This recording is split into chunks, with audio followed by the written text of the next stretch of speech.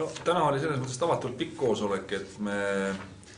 mängu pole, treening, et võib suguse pika koosoleku teha, hästi palju infot nagu mängijatele nagu anda, et see on nagu selge, et osa läks nagu kaotsi, tähendab, ja kõik ei suudetagi meelde jätta, eks, aga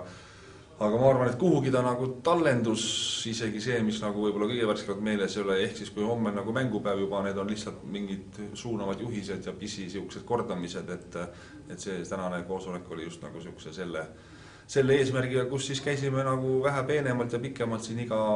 vastasmeeskonna mängijad individuaalsemalt nagu läbi ja kui Koltsin neid ju teab Venemaa tšempionaadi järgi kõiki, et siis tal oli hea rääkida sellest.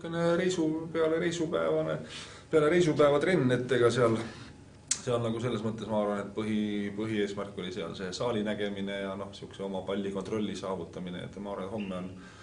homme on siuke mängueelne treening tund ja seal on juba natukene teistmoodi selline meeleolu, teistmoodi võib-olla närvipinge siin meeskonnal ja nii edasi, et ei, ma arvan, et me oleme okei, et vaatame, palju sellest okeist jätkub. Siin on jah, et ega siin on nagu liberod on nagu määratud, eks on ju, ja tund aega enne mängu peame andma 12 meest ülesse, kes siis nagu pingile tulevad, et siin on jah, tegelikult see on nagu enne ka teada, et me peame liberod ära märkima, kui meil on 14 meest kaasas, siis peab olema 2 liberod, eks on ju. Aga Steni mängitasime jah, kui nurgarindajad siin kontrollturniiridel, ehk siis esiteks, et ta saaks